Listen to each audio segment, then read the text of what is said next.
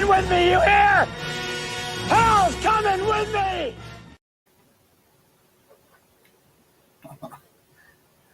Well. Finally, OCF is back on YouTube. At the request of many, of course. Made me feel good that people actually missed me, because I am considered a little bit hated in some circles out there. But today we're going to get in here and we're going to talk about some interesting stuff that's going on. The 2024 SEC football schedules came out as of yesterday. And it's a pretty interesting matchup, some pretty hard stretches for a lot of teams in the conference. But in the SEC, that's the way it is. And now when we're adding Oklahoma and Texas, who both come in with multiple national championships, this is the first time the SEC has actually added teams that had multiple national championships. If you remember, we added Texas A&M and Missouri, and Texas A&M ain't won a national championship of the recognized variety since I think it was 1939 or something like that. Y'all can Google it and see if I'm correct on that. But I don't think Missouri's ever won a national title in college football or basketball. Two big money-making sports. And even further back with Arkansas and South Carolina, Arkansas may have had one national championship in the 60s that was recognized, but not multiple national titles, if I'm not mistaken. Could be mistaken on the Arkansas thing. I know South Carolina did. So how's it going out there today, boys and girls in sporting land? How y'all doing? We got already in the house. We got Lori Brogdon in the house. Prime time Lori. I better not call her that. She might not like that. I'll just stick with what I originally called you, and that's called Lori Brings the Heat Brogdon. What about that? Killer Breeze is in the house. He has his badge. Thunder OU Sooner, as always, is up in here. Zach Hamner's in the house. He's got his badge. Mary is in the house. Mary is always bugging. And I look on down here, and we got Eric Taco Marino and Fred Bagley as well. And here are your four horsemen shout-outs of the day.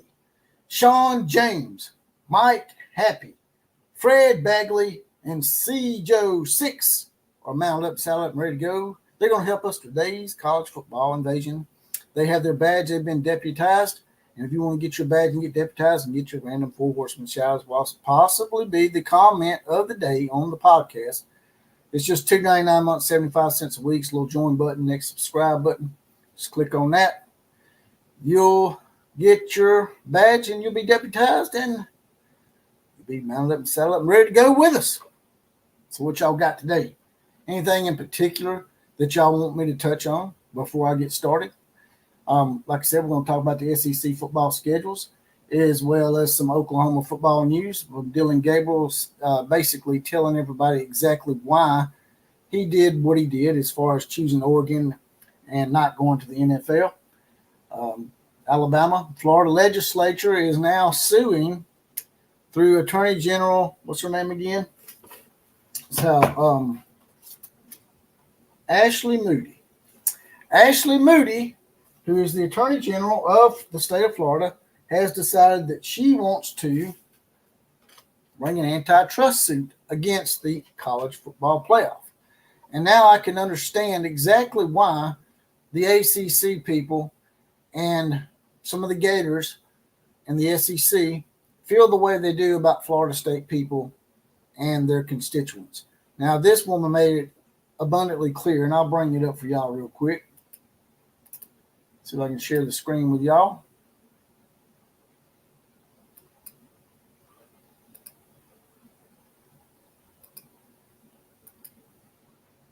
There it is. Florida AG launches civil investigation, can't speak tonight, into college football playoffs. I'm sort of rusty. Over FSU snub. On down here, it says Florida Attorney General Ashley Moody is launching an antitrust investigation into the college football playoff committee following an unprecedented move that left out undefeated Florida State.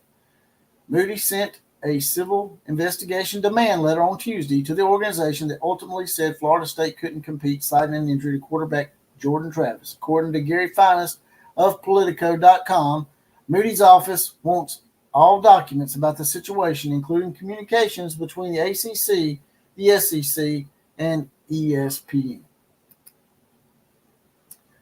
So what do y'all think about that? Sounded like a bunch of crybabies to me. And no, I'm not just saying that because my team's Alabama.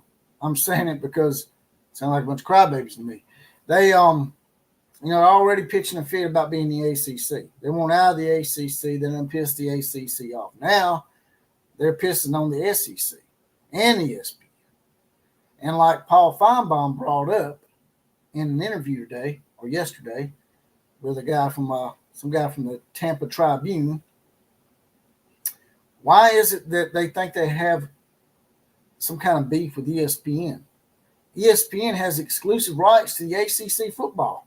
And right now, the SEC is not exclusively ESPN. They're ESPN and CBS. So why would ESPN try to, hurt their own product? You know what I'm saying?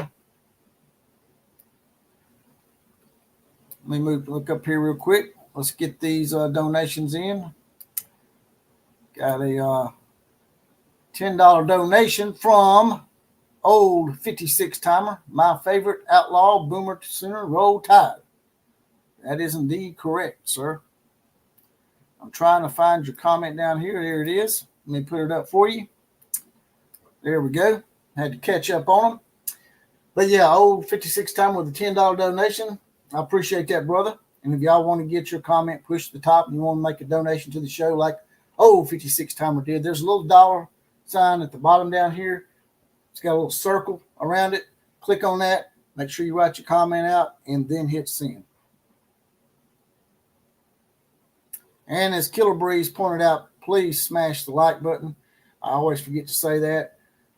I just jump out of the chat for about 5 seconds, click on that like button, smash it, and it'll push it out to the algorithm, and we'll get more people up into this party tonight. And let me take this share screen down for y'all so y'all can see my ugly face a little bit better. We got the Bandit in the house. Said, what's up? What's up, Bandit? One of my favorite movies of all time. Robert Walger is in the house. People in life are trying to get acceptance and validation for things they haven't earned. Life has become a participation trophy. That is true, Robert. By the way, Robert, I've told you this before. I'm unable to respond or comment to any of your comments on my channel for some reason.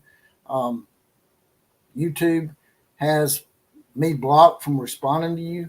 I don't know if you've done that on your end or if for some reason YouTube has a glitch going on that's keeping me from responding to your comments on my channel.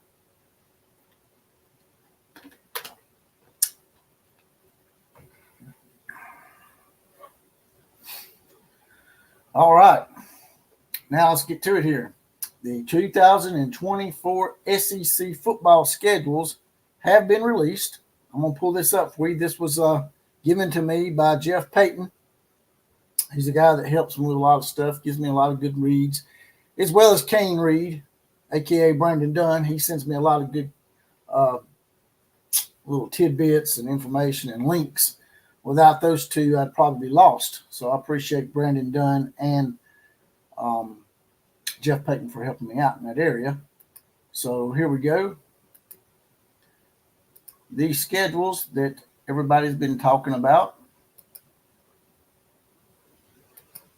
There they are. Can y'all see that? Let me know in the comment section if that's too small. If it is, I'll go to the CBS version. It might be too small for y'all to see. If it is, we'll just go to the SEC version. I think that might be too small for y'all. Let me get y'all better. Let me get y'all a better picture.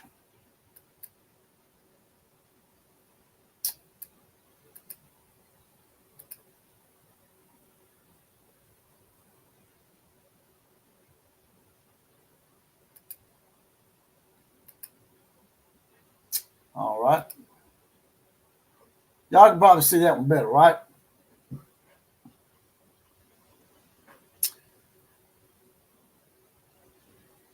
Big Cojones Kelly's in the house as well. He has his badge. I told y'all that LSU will be playing Oklahoma the last game of the year.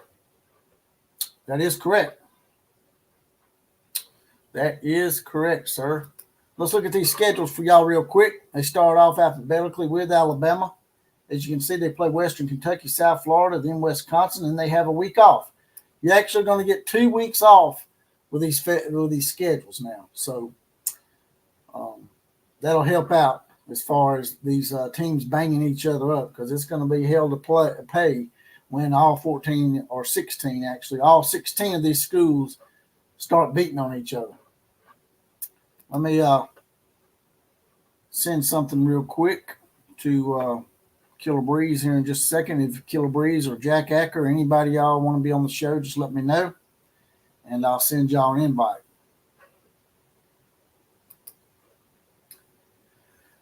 But as you can see here, as I said, after Wisconsin, Alabama has a week off. They play Georgia, Vanderbilt, South Carolina, Tennessee, Missouri, and then they have another week off before LSU. Then they finish up with LSU, Mercer, Oklahoma, and Auburn back-to-back. So we don't get our powder puff before Auburn. We get our powder puff before Oklahoma this year. Moving on down, as you can see, Arkansas starts out with the University of Arkansas at Pine Bluff for whatever reason. They play at Oklahoma State. They play UAB at Auburn. Texas, Tennessee, LSU, Mississippi State, Ole Miss, Texas, and Louisiana Tech and Missouri. Auburn, you can see their schedule there. They start out with Alabama A&M.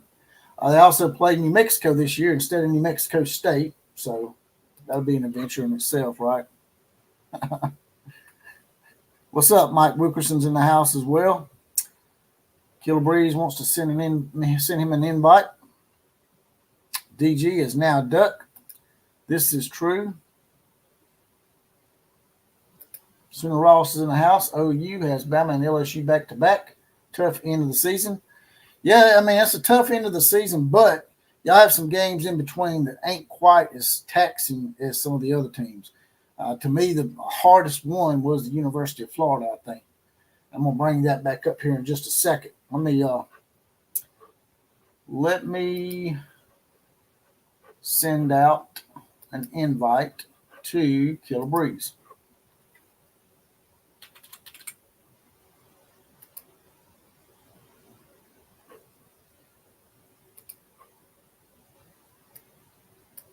Invite.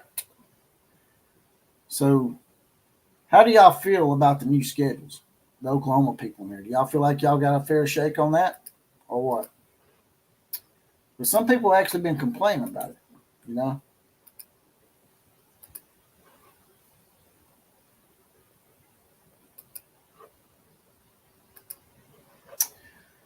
But let's wait till Killer Breeze gets up in here, and then we'll go back over the schedule a little bit more. I saw an article today about Dylan Gabriel. He was talking about the reason why he left Oklahoma and went to Oregon instead of staying another year was because he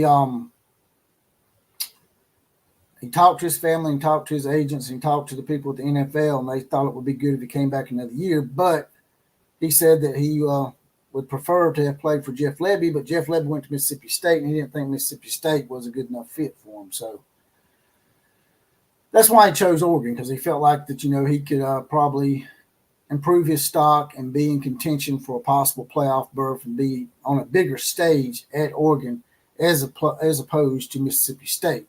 He said if Jeff Lebby had stayed at Oklahoma, then he might have actually stayed at that point.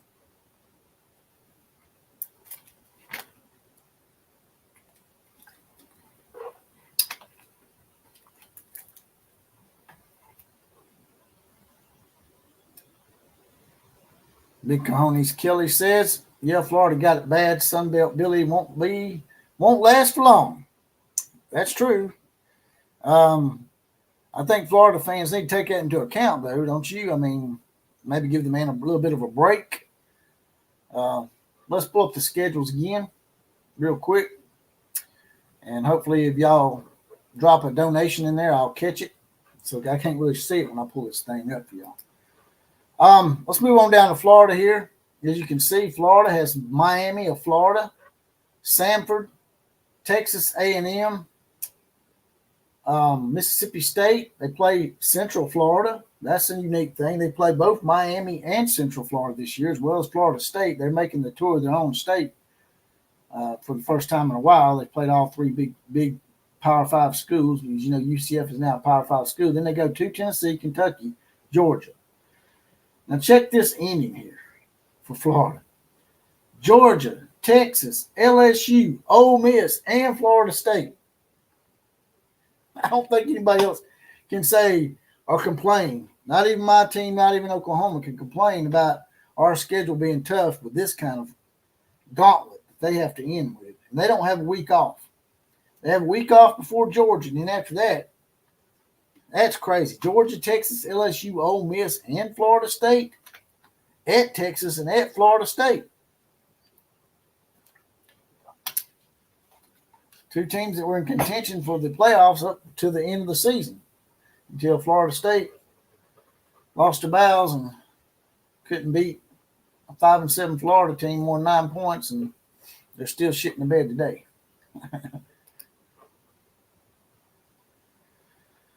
But yeah, we're just I sent you an invite, Killer Breeze, if you want to come on.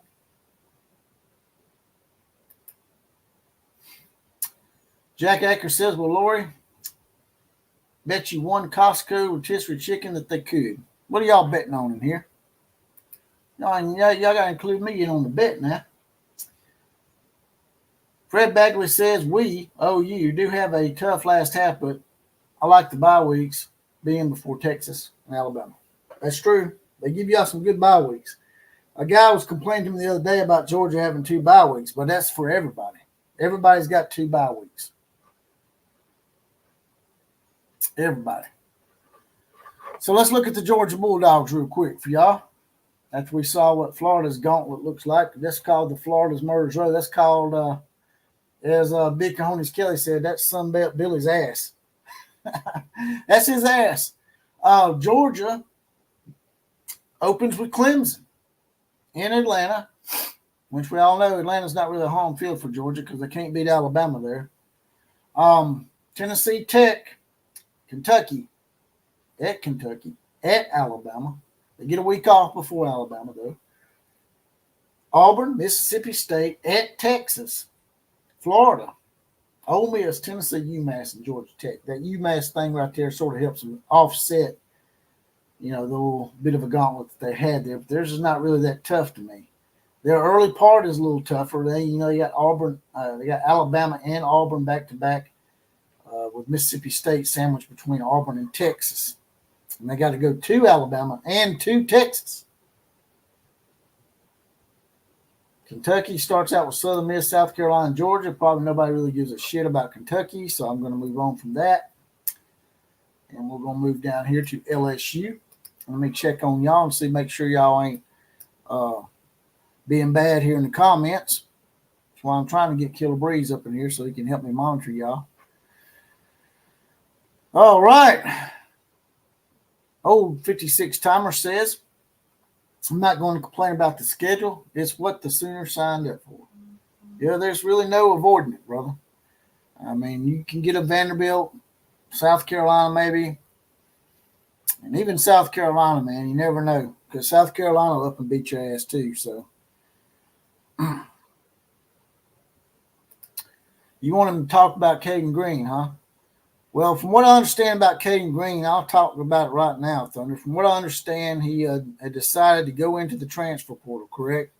And then after that, he decided not to. And then he took offers from Oklahoma's collective, whatever it is that they do, the Oklahoma One or whatever it's called. They made him an offer and he turned it down. Is that about right? On Cayden Green? Offensive lineman, right? Can't remember. Big Cajones Kelly says everyone in the SEC has a pretty tough schedule. That is true.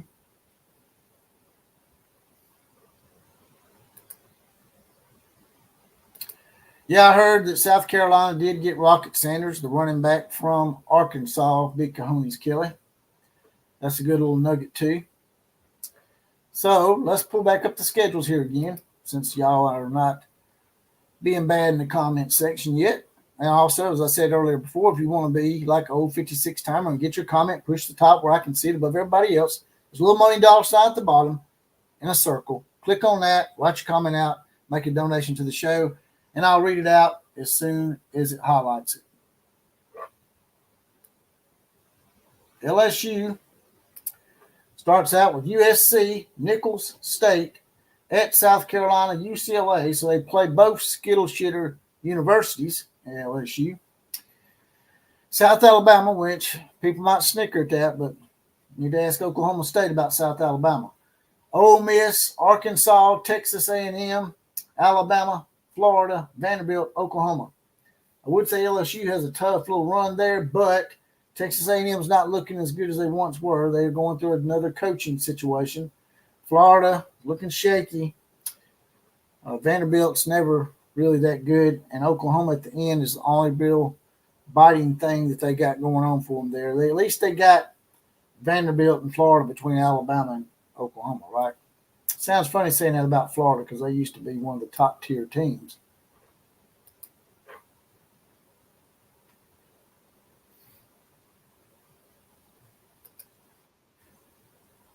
Lloyd Brogdon says Cayden Green will never be welcome back at OU. Okay.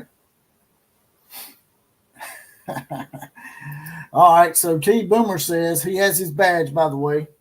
T. Boomer's in the Outlaw Posse. No, he made an offer and they said okay, and then he just up and left. Yeah, that does sound a little bit like someone else we know once upon a time. Here he is, the man, the myth, the legend, the one that was up. Praise the marshmallow. We're starting off hot. So the Cayden Green situation is actually a little different. You're close. It's not quite, from what I understand, it's not quite how it went. So essentially, first of all, it's been reported, everybody knows that nobody had any idea that this was about to go down, not the coaches, not the players, not the folks working the NIL, the collective. Nobody knew. So he apparently went to the coach. I think he went to BV at maybe first, but regardless, he went and he and his family, his father in particular, they had demands, which was starting off. Coming with demands was bad enough, but they acquiesced to those demands, and in the process of them, I would assume, drawing up the paperwork and getting everything ready to go on his original set of demands, apparently the tone of the negotiating changed at that point, and then he went back to the collective and said, I will not play for less than X, whatever X is. They haven't really reported the numbers yet. The OU was reluctant, but I think they realized they really needed the guy, or would it be a lot harder without him? So they actually agreed to his number. And then at the very next practice, when everybody was practicing, without telling anybody, he started packing up his stuff and left. And apparently the only reason why anyone even found out was because while he was moving his stuff out of his room and his locker, one of the staff members saw him driving down the street, saw him doing that. And so they pulled over and was like, hey, what's going on? And he's like, you got to talk to my dad. Or no, actually, at first he said, I haven't seen a contract. So they said, well, you gave us the number. We agreed. And they got them to send the contract over, showed him the contract, said, look, here it is. This is what you agreed to. It's in the contract. He puts his head down and says, you got to talk to my dad. OU staff tries to get in touch with his family. They turn the phones off, won't answer the calls, and he left. So it's So let me ask you this: what is it that he was unhappy about with OU? Why would he do something like that? I don't think he was unhappy at all. I think it was his parents realized, his dad in particular realized that our O-line is, I mean, man, with him leaving now, we're literally replacing every O-line member with a new starter next year. So what made him? What do you think, in your opinion? I mean, what are you hearing? I mean, why did he just up and leave like that? I think it was because he just wanted more money. I think the feeling is his dad accepted an offer from somebody else, and they basically gave a number thinking that Oklahoma wouldn't agree to it, and they did. And at that point, it was too late. He had already accepted an offer somewhere else. So what's really going to be interesting is to see where he ends up. Well, because Senator Ross already knows. Senator Ross just told you where he's going to end up. See that? Hold on. I don't have the comments up. You need to put them up now, bitch. To the egg. I don't know how many times I got to tell y'all this. People of Cayden Green and Tebow's ilk are not fit to play for the Nagasaki. This is a storied franchise. They don't take people like Cayden Green and Tebow. He's a Tokyo Tech crab puff material. Now I brought the schedules up. I'm gonna bring them back up so I can see them. I was wondering if you could do me a favor. If someone puts up a donation, let me know. Okay, yeah. So I can get to it, because I can't see it when I bring this up. I had the schedules up for next year. I was moving down here a little bit. I wanted to show you something real quick before I moved down here to Oklahoma's, but I was looking to see who had it the roughest. Man, look, can you see this about Florida right here? Georgia, Texas, LSU, Ole Miss, Florida State. Man, can you imagine having to end this? And they don't even have a week off between all that. That's like 5 weeks of hell. They get Ole Miss at home at least, but I mean, damn. But they got to go to Texas and to Florida State, two teams that were in a playoff hunt this year. What is what is Georgia's? Let me see Georgia's. Georgia's got a nice little tight schedule, but they get that UMass at the end to sort of offset that shit. They have a tough front end. That's the one thing about the SEC that I don't really like. I never did like. I get why they do it, but I hate the week out of conference at the end of the season. They do that to try to offset injuries and things. Yeah, no, that's what I'm saying. I know why they do it. It just sucks every year. You get towards the end of the season, and then all of a sudden, well, nobody's gonna watch the shit. Even me as an Alabama fan, I done got to where I don't watch it. I'll go fishing, or I'll go to the damn Tannehill trade days or something. That shit's on. So Clemson out of conference at Alabama. Yeah, they got to go to Alabama, then they play Auburn, then they got to go to Texas. So they got to go to Alabama and Texas in the span of a month. So that'll be pretty rough on them old hedge pissers. What is LSU's What does LSU's schedule look like? Scroll down here. Y'all got to play both Skittle shitter teams out there. Y'all got the Skittle shitter schedule. Wow, look at that. Y'all got USC and UCLA. That's amazing. Y'all get the Powder Puff Sissies, as Ed Orgeron called them, the Powder Puff Blue Sissies, and those Skittle shitters. That's 2 wins right there. That's what that is. They ain't no donations coming in, are they? Yeah. No, I haven't seen one. All right. What about Bama's? Where's Alabama's? Alabama starts out Western Kentucky and South Florida. Then they have to travel to Wisconsin. That's gonna be something different. We haven't played a team on the road in the North in a very long time, especially a Big Ten school. At Wisconsin, then they have a week off. By the way, you get 2 weeks off this year. You get 2 separate weeks off, which I think is a good thing to do. I briefly looked at it. Let me throw up Oklahoma's schedule. Who? Oklahoma. Who's that? You sure you don't want to see Mike Gundy's schedule? No. I mean, we got to know when they're going to play Baylor, because that's the only damn game they're going to win next year. There you go. Boop, right back. There you go. Right there. All right.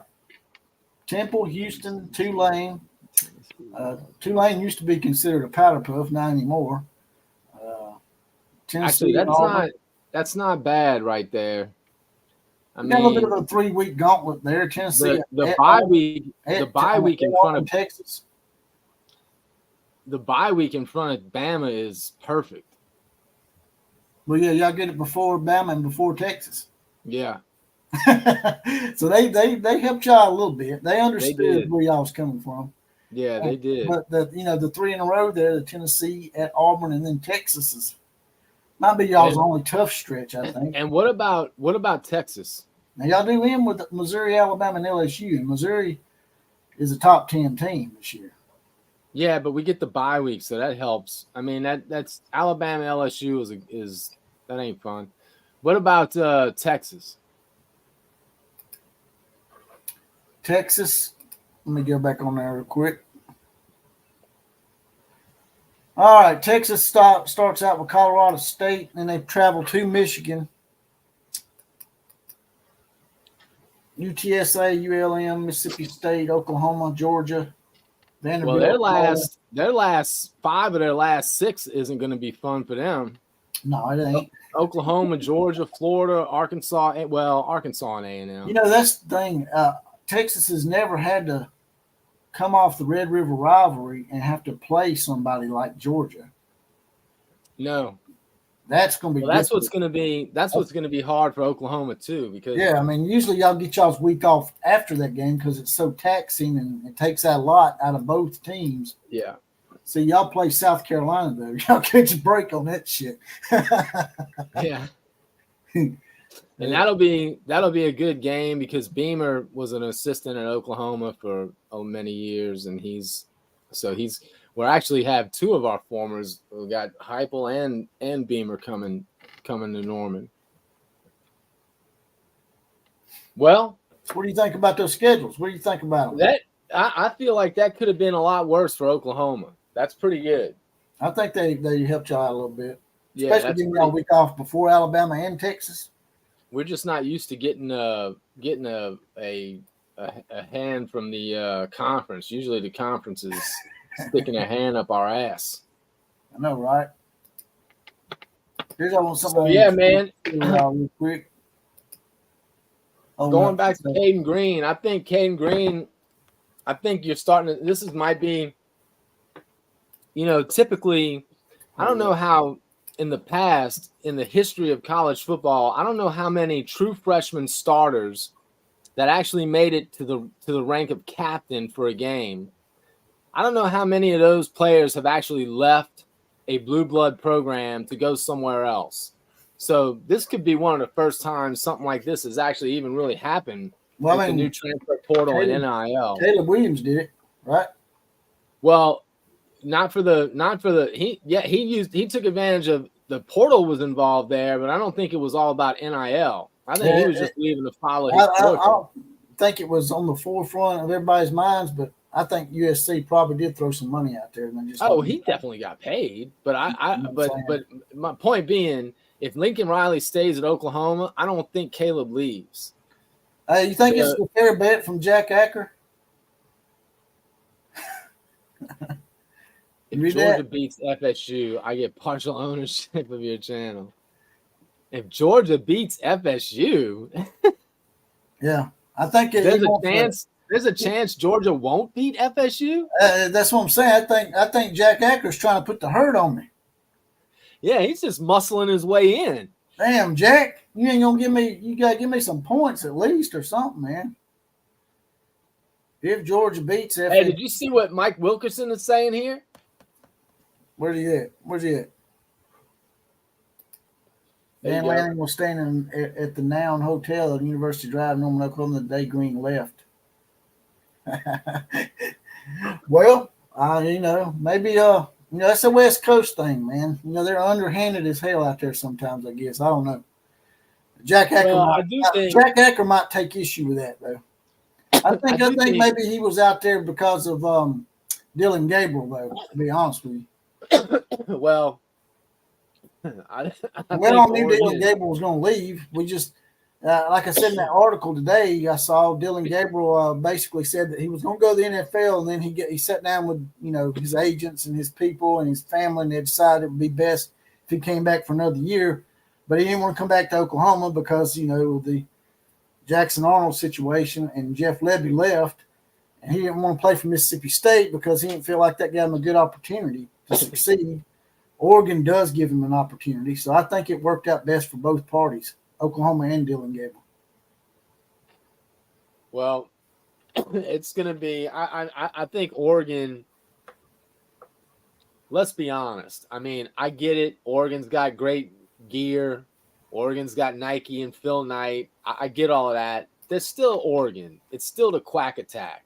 So I think Oregon has been the recipient of a lot of favorable transfers and flips. So I don't know if they're just really good at hiding the tampering that they're doing. I think they're all tampering. I'll be honest. I think they're all. Yeah, that's what I'm saying. I'm first of all, let me be real clear. That's the world we live in right now. Yeah. So I don't blame Oregon. I'm kind of paying them a compliment that they're able to do this without really drawing a ton of attention. Some suspicion, but that's fairly standard. Let's be honest here, man. Let's be completely honest. I'm a fan of a big blue. Let's do that. Let's be honest. Big blue blood school fan here. You're a big blue blood school fan, right? We got some Texas people in here, and maybe some Skittle shitters hiding out in here. But every single blue blood's been paying players probably since the 1930s. Oh, every single one of them, man. Ohio stank. Michigan, by the way, I pulled up an article here. Do you see this? Looks like Alabama may have found a way around Michigan's cheating ways. They just hired former Michigan assistant coach on their staff this week ahead of the Michigan game. You see that? I see that. That's a way to curb that damn cheating shit, right? That's not the guy that resigned because of the cheating, is it? I don't think so. I think he resigned not this year, but last year. Okay. He was part of the 2021 Michigan. I think he was the linebackers coach or something like that. Let me see. Well, that's who this guy is. Yeah, he's like right before their impending matchup in the college football playoff, Alabama football is hiring Michigan assistant coach. According to The Athletic, Alabama's hiring George Hello to replace Coleman Holzer as linebackers coach. Most recently worked under Harbaugh at Michigan from 2021 to 2022. So he's got some insight on the Wolverines. It's pretty funny how we just happened to hire him right before we played Michigan. Yeah. Well, that's good. Saban's a genius, so I wouldn't put it past him to be hitting the high strategery before the game. Yeah, it's going to be interesting to see. Am I seeing reports right that Ollie Gordon from Oklahoma State is leaning towards Oregon too? Jack and the right wing Duck fan, hit the comment section. Let me know if I'm hearing that correct. Yeah, and Rye guy 1218's in here too. He's an Oregon Duck.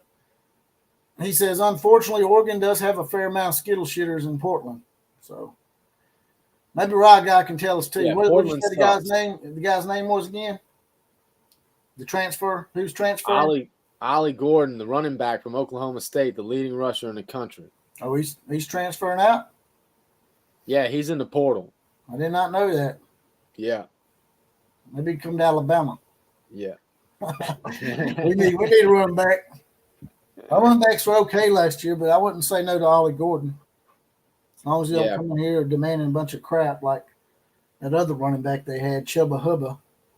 Can't even wear a damn OEN T-shirt around while he's wetting his diaper and losing his bowels. Yeah, I expect Rye guy. I expect Dylan Gabriel to do well in Oregon. For some reason, that just seems like a good fit. I'm happy for him. Now the Jackson Arnold show begins, and I'm happy for that too. I'm just worried about being able to protect him, man. Like we can't have Jackson Arnold running for his life next year. Oklahoma now. Bill Bedenbaugh's about to earn his salary, man. He's really about to earn his salary. Michael says Ollie should go to USC because he's a crybaby. While I wholeheartedly agree with your logic, Michael, I don't want USC to get any. I hope USC never gets a player as good as Ollie Gordon ever again.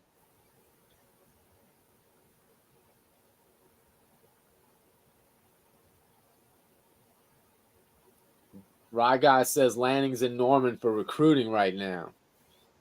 Who's he recruiting, Rye Guy? Cayden Green? Let's call it straight, man. Tell the truth. The Oregon Ducks is coming to the Big Ten next year. They got a nice, experienced quarterback now. I mean, at least they did that. I mean, I heard that their other quarterback, can't remember his name. I think his name is Ty Thompson or something. He transferred. The Oregon State quarterback transferred to Michigan State. He followed Jonathan Smith from Oregon State to Michigan State. So that's I was surprised because he had transferred from Clemson, right? That's the kid that played at Clemson, isn't it? No, that's DJ Ungaleo, whatever his name is. He didn't get in the portal too? No, this is the guy that's the backup. His name's Aiden Childs. He transferred from Oregon State. You talking about the guy? But I thought I saw DJ got in the portal. Is that not right? I don't know if DJ got in or not. I know Aiden Childs did, and he went to Michigan State today. He followed Jonathan Smith over there. So Jonathan Smith sort of pulled a Tebow on Oregon State. Good. Well, actually, I shouldn't say that. I don't have any. I think Tennessee's got. Oregon State quarterback DJ Uiagalelei will enter the NCAA transfer portal for the second time. Really? They're losing all their quarterbacks then, ain't they? Yeah. Actually, which is surprising. Well, I guess it's not surprising because what are they going to do?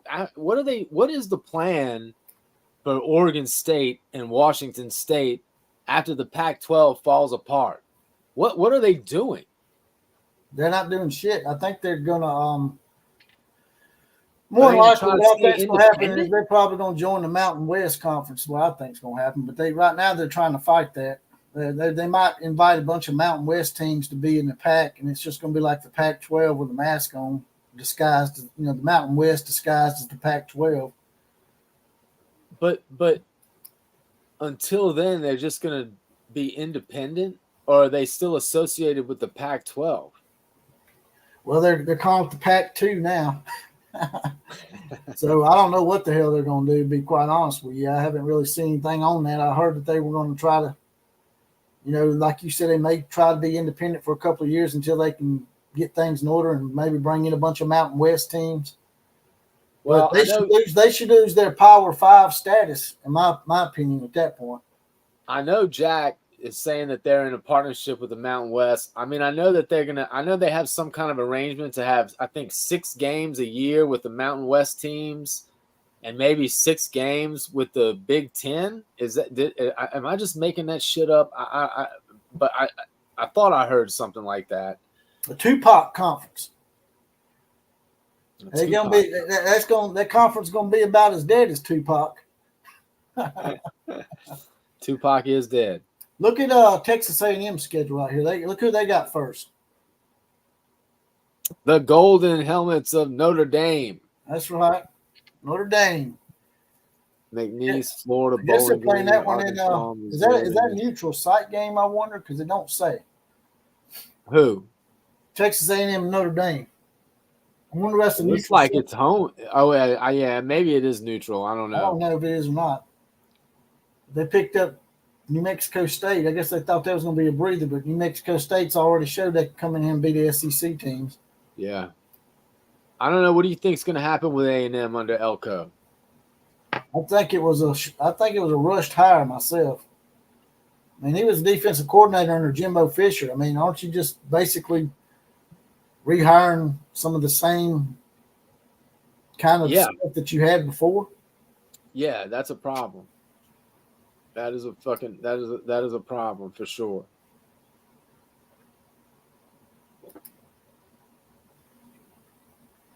Michael Parks with a $1.99 donation says, "Hook 'em outlaw." Oh, Michael, come on, man. You Come want to on. see Texas's schedule, Michael? Come Y'all, on, y'all man. got a pretty. Y'all got it. Come got a on, pretty, Michael. let's see what we got here from Michael. Hook 'em, Michael. He's a Texas fan. I know. I clearly. Here's what Texas has got, Michael. They play Colorado State at Michigan, UTSA. Don't laugh at that. UTSA is not a bad team. And then they end up, they got Mississippi State, Oklahoma, and Georgia back to back. The Oklahoma Georgia back to back thing, man, that's a hard ask. Yeah. That's a hard ask, man. They hooked Oklahoma up. And they give y'all South Carolina, and they give Texas Georgia.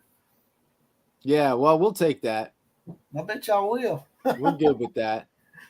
Watch me. I can't wait. Hey, listen, I'll tell you this, Michael Parks, with your hook 'em. The media has always loved to give Texas as much attention as they can justify, and sometimes more than so. So it's going to be, and it's put up or shut up time now. You're in the SEC. Well, I just can't believe they give them Oklahoma and Georgia back to back. Yeah, that's pretty rough. Well, at least they got Georgia at home. Yeah. And actually, I'm giving Michael a hard time, but Michael Parks with the obligatory ass to mouth university. Speaking of A&M. Yeah, we can all agree on that. I think that's something that the entire country gets behind, is the fact that A&M sucks. Yeah, that's a cult down there. They're so weird, man. They're just so. And I got friends of mine that went there. Hell, my brother went there until I teased him so much that he finally left after 1 year. It's a cult, man. Texas A&M is a cult. I understand the whole history behind the Yale Crew and the all-male cheerleaders and stuff like that. But what I don't understand is, why not have a separate cheerleading squad for the women, or the guys that like to be cheerleaders? I just don't understand why females aren't allowed to be cheerleaders. Well, it was an all-male university. It used to be all men. Go figure. Insert joke here. Sound like Sandusky Second Mile Foundation. There you go. See, I set them up and you just knock them down, man. We make a great team. But they were all male schools, so that's why they have the all male cheerleaders. Now, why they kept it that way when they didn't have to? I mean, I don't know. Florida State. Part of what makes them so gay. Florida State's a reversal of that. Florida State used to be an all-female school in the 50s. Up until the 1950s. I feel like that's the better option. It was an all-female school until the 1950s, but as you saw with Florida State, they progressed, and now they got male cheerleaders to go with their female cheerleaders. I don't know what's up with A&M. Actually, to me, that seems like it'd be a sexist thing to be, man. Shouldn't you allow females to be on the Yale Crew? I don't know, dude. I don't understand anything that they do. And all I can tell you is, when they start groping all over each other and making out after they score, it's gross, man. It's just, what they say. You know what they say. 9 out of 10 women in the state of Texas are beautiful, and the other one goes to A&M, and that is about as perfect as I can put it. Raga says it's because I'm judging. I'm judging in 2023. Raga says it's because it's an agricultural military school. But what's that got to do with them? What does that yeah. I mean, LSU is an agricultural school. Are you responding to us or somebody else? Because that's not a reason not to have female cheerleaders. I don't get it, man. You're not an all-male school anymore, so. Hell no. What's the excuse now? Texas A&Mu's national title was in meat judging. Actually, they think they got one in 1939. I think it's an AP title. So they do have one that's actually recognized, but it ain't happened since. Was that Bears? Is that the what do they call those? The first team he had? There was like a mini series on TV about it. The something boy, the Junction Boys, or what were they called? The Junction Boys. Yeah, nah, he didn't win a national title at A&M. I think that was after him. Who won it? I don't know who that coach was at A&M. What year did you say it was? It might have been R.C. Slocum. He's so damn old. What year did you say it was? 1939. You might be able to Google 39? Oh, yeah. Shit. That was 6 years before Hitler ever made an appearance. That was in the middle of the damn Depression. No wonder they won it. Yeah, man, it don't count. At least they had alcohol legalized by then. When was alcohol legalized? I know in the 1930s it was outlawed for a little while. I thought it ended in I thought it was 19. Was it 29 or 30? Washington, right guy, 12-18. Washington does have a legit national championship in the 1990s. I think it was 1991. I think they split. They split with Miami. 33. Prohibition ended in 33. Oh, okay. Yeah, Washington had the who they split with, Georgia Tech, right? No, it was Miami. Who did Georgia Tech split one with? Your favorite team, Colorado. Was that the Colorado? Was that Bieniemy? Was Bieniemy the running back of that team? I think it might have been the same team that had Cordell Stewart on it. You know, you remember him throwing that? You remember Cordell Stewart throwing that Hail Mary against Michigan? Yeah. In the big house. He launched it. That thing went 70 yards in the air. That's when I actually liked Colorado, man. I used to think they had a cool stadium, you know, with the Colorado and the black and the end zone back there. You could run up it. Yeah. And I always liked Colorado, too, because they used to show it on one of my favorite shows called Mork and Mindy. Oh, you liked Morgan Mindy? Show my age now. Hey, yeah, Morgan Mindy's great. Hey, Pam Dauber used to wear some tight jeans that were hot, boy. Pam Dauber. Wow. She got up there with old Janet on Three's Company. No, Chrissy. Yeah, we're gonna Chrissy on Three's Company. We're going to get pissed off because we're not talking about sports.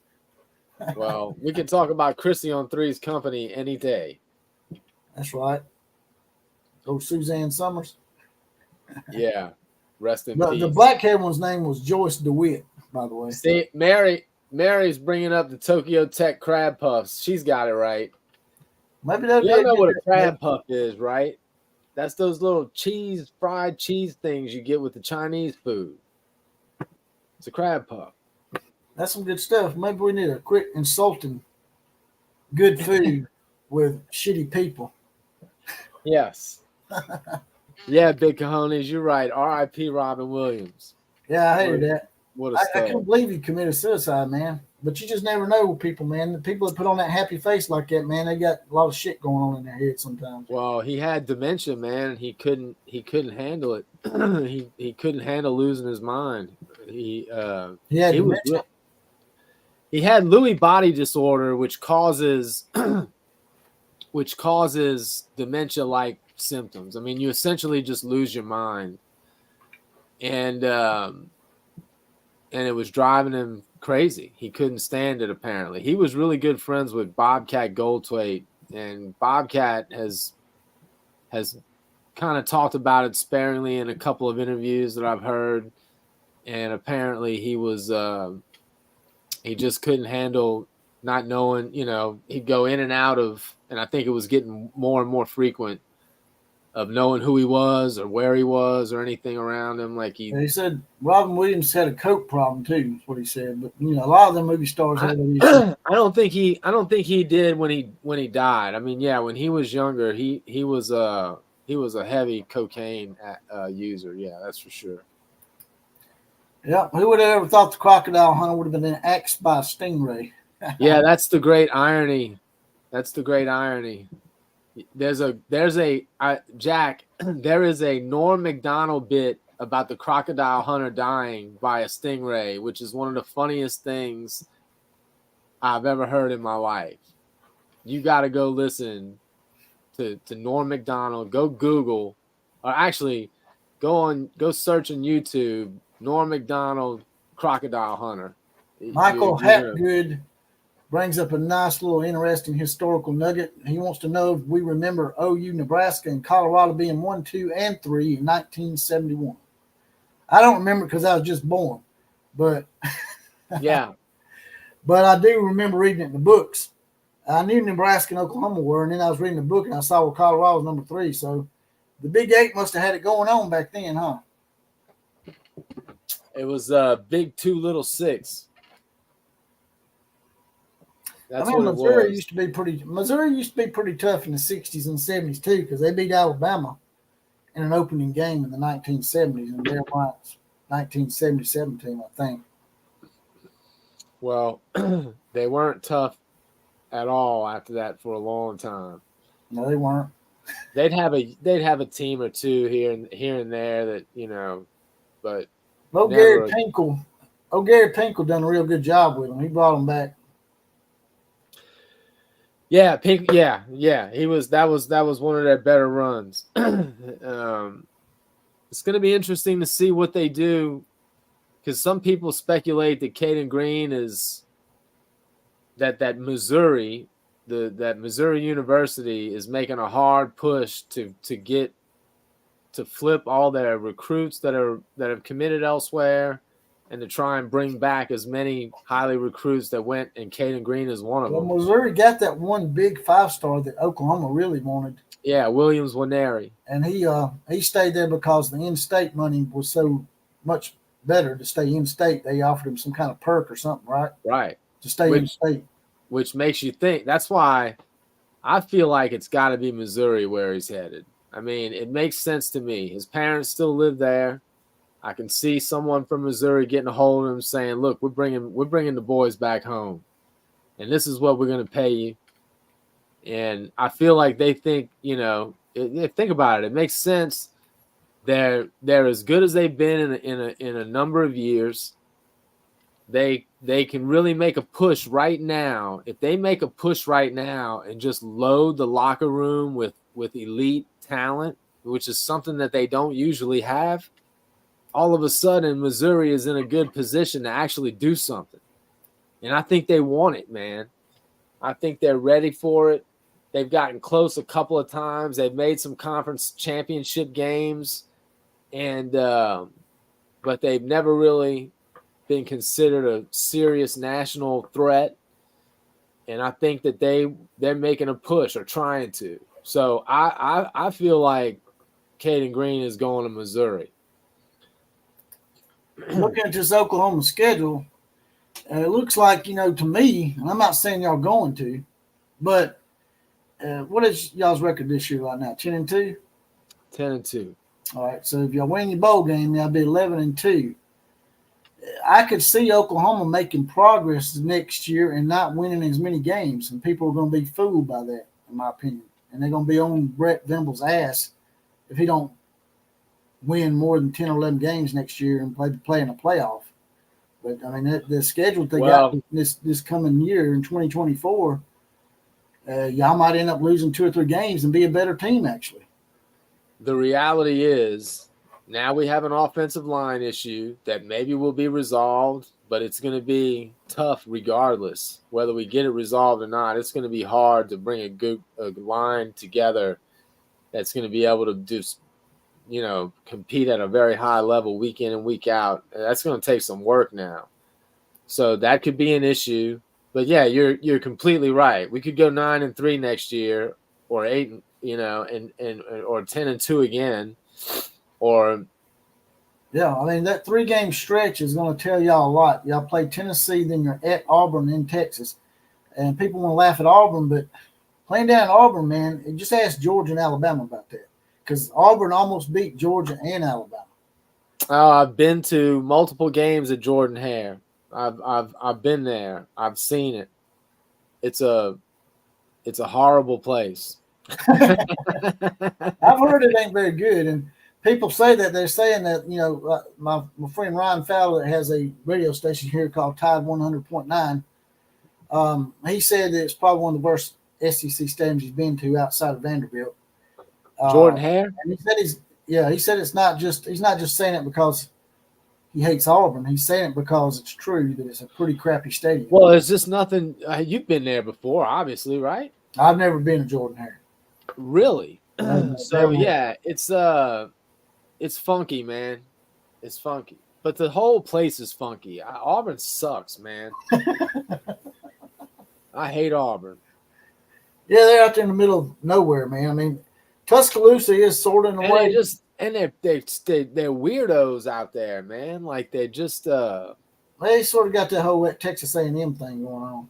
I don't know. Just not in the same way. It's just like you said, man, there's something ain't right down there in the water or something, man. They try to put a man in jail for 30 Rye years. Guy says he hates Auburn too. Yeah, I agree, Rye Guy. Auburn sucks. Yeah. The thing I don't like about Auburn is, hell, just about everything. But their helmets, to me, are probably the ugliest helmets in college football. Auburn? Yeah, I can't stand white helmets, man. Yeah, white helmets. That's why when Steve Spurrier and Lou Holtz took South Carolina's helmets and made them white, I used to like the red South Carolina helmets. Yeah, I thought they were pretty nice and more intimidating. I just don't like white helmets very much. Yeah, I don't like the white either. Like Penn State. Penn State's helmets really suck. They're the worst helmets in college football. Like, oh no, that's a tradition. Whatever. At least Alabama's we got some numbers on our helmet and shit. They got something on there, man. It's like they just took a budget cut on the helmets or something up there. And too busy giving money to Sandusky's foundation and having shower hour up there at State College and shit. Although I will say this, I do like Penn State's uniforms. I mean, I do. I love their all whites because it goes well with the white helmet, and I like that blue jersey, man, against the white. I think they got a good. I wish Penn State was better.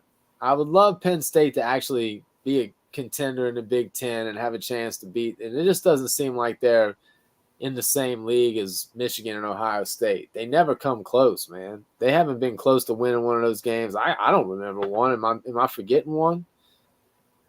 Well, they won national championships in the 80s, I think. Yeah, that's the last time. Back then, that's when Alabama and Penn State played each other every year. Remember, they had a 10-year. Oklahoma played them back then too. Well, Alabama and Penn State had a 10-year series from 1980. I think it was 1981 to 1990 or something like that. Oh wow, I don't remember. And it used to be like a traditional thing. And I used to hate going up there playing at Penn State, man. They'd water the field down and shit, try to get an advantage, let the grass grow up real high and shit. Joe Pa, man. I think there's a few teams that did that. Notre Dame apparently does the same thing. Or used to. I don't think they do anymore. I think they have turf now, but they used to do the same. Everybody adores Joe Pa, man, but that guy, man, he's a big old hypocrite. I don't think he knew what the hell was going on, man. I think he was just old Joe Pa at that point. I don't know. I mean, that was 10 years before he quit, wasn't it? Was it?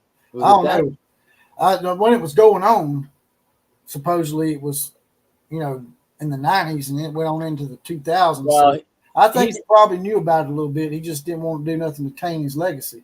He stayed on way too long. He should have retired long before all that went down. But he did say the reason why is he felt like, if he wasn't coaching, he wouldn't be around that long. And look what happened. I mean, he retired, he resigned, and then he was dead within 3 months or 1 month or some shit. I mean, it was quick, man.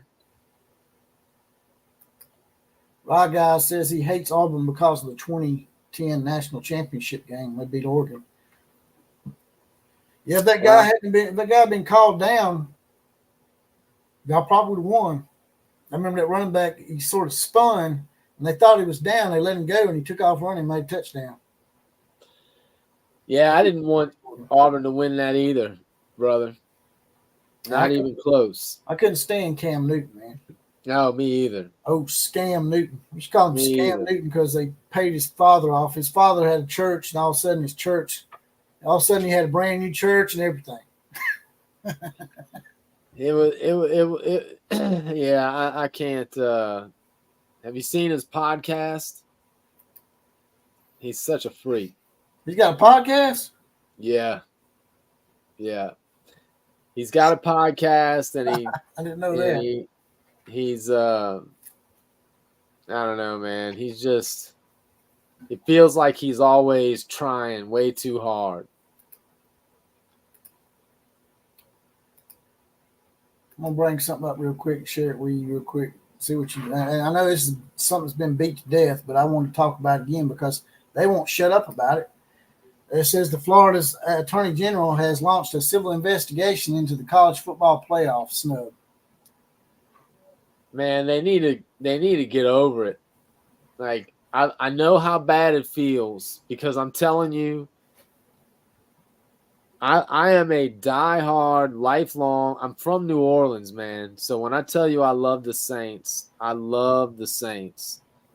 And the pass interference no call against the Saints in the playoff before the NFC Championship game, which we should have been in, I'll never get over that, ever. When you feel like you deserve, then you had something ripped away from you, it is the worst. But if there's any Florida State fans that watch this, let it go. It's never, there's nothing you're going to do that's going to change it. You got beat out. Paul Feinbaum was interviewing a guy from the Tampa Tribune about it yesterday. And he's like, look, I'd like to stop talking about this, but y'all won't stop talking about it. Y'all keep bringing the shit up, and yet y'all keep involving more government officials. I'm like, don't they have other things to do besides worry about football? And Paul Feinbaum brought up a good point. Why is it they think ESPN is, influencing this thing to have Alabama in there when ESPN owns the rights to the ACC? I mean, wouldn't that be hurting ESPN if they were to undermine the ACC, a conference that they have exclusive rights to? Yeah. So how is it that ESPN has helped fix this? And this is what she's saying. She's saying that ESPN, the ACC, and the SEC colluded and done some nefarious shit. No, it doesn't make sense that ESPN would have done that. They're not going to go against their own interests, which Florida State is the ACC, and the ACC is one of their interests. But here's the thing, to me, when they sit here and say we deserved to be there, strictly on the basis that they were undefeated and were a Power 5 champion. Well, there's only 4 spots, and there's 5 Power 5 conferences. Theoretically, if you had 5 undefeated Power 5 conference champions, somebody's getting left out that's undefeated. So just being undefeated, when you look at it that way, is never going to be good enough, because the system is set up such that could happen and you could get left out. So then it is what it is. At the end of the day, it's unlucky and it's not fair necessarily, but it is what it is. You know what? Florida State, life's not fair. And Paul Feinbaum brought this up too. Florida State probably didn't do itself any favors by basically trashing their own conference for the past 3 months, talking about they wanted out and they wasn't getting paid fairly and stuff like that. And I'm like, when you're in a conference, you're supposed to split the revenue. This ain't a conference predicated like Texas tried to do. That's why a bunch of teams left the Big 12, because Texas didn't want to share revenue, right? Yes. And they signed the contract to 2036. Nobody made Florida State sign that contract. And by them trashing the ACC probably didn't go to bat for them. And then they're trashing on the SEC, who they're thinking about joining. They're not doing themselves any favors right there. There's a lot of people out there that are not really big fans of Florida State and their crybaby ways. And they just come across as big-ass crybabies about everything. They've been doing this shit since August. Yeah. No, I listen, I don't disagree. But, no one forced all of them to sign that stupid contract that they're all in, the guaranteed rights. So, I mean, it kind of is what it is. But they just need to let it go, man. It's not changing.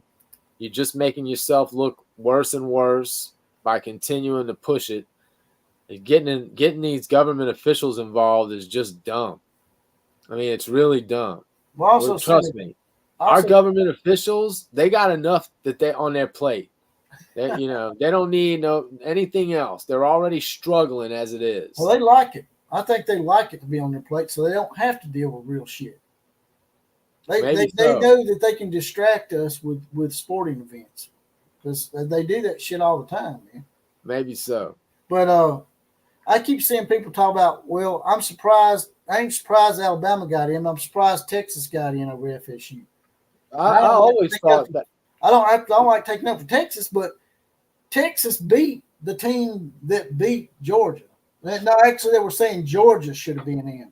They were saying Georgia should have been in over Texas. And I'm like, no. I mean, listen, they set the precedent by saying Bama is the better team, and that takes Florida State out. Well, you really trying to tell me that you think Georgia doesn't have an argument to make that they're the better team than Texas? Are you serious? The only reason I would say not Texas is because, dude, Texas struggled. Texas struggled.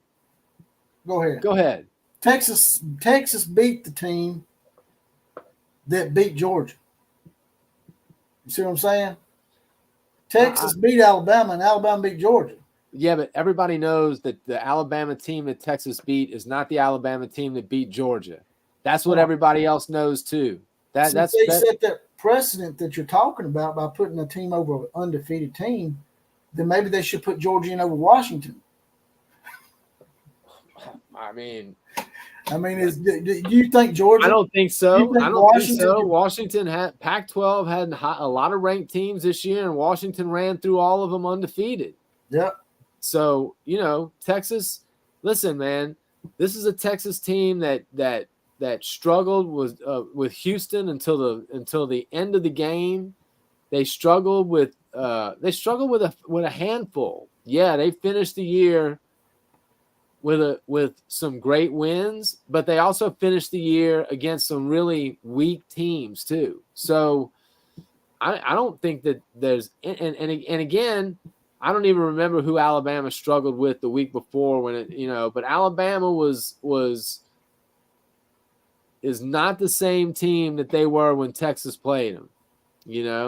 They were limping along until they finally lost one. And for some reason this year, they needed to lose a game before they snapped back into being Alabama, which they inevitably did.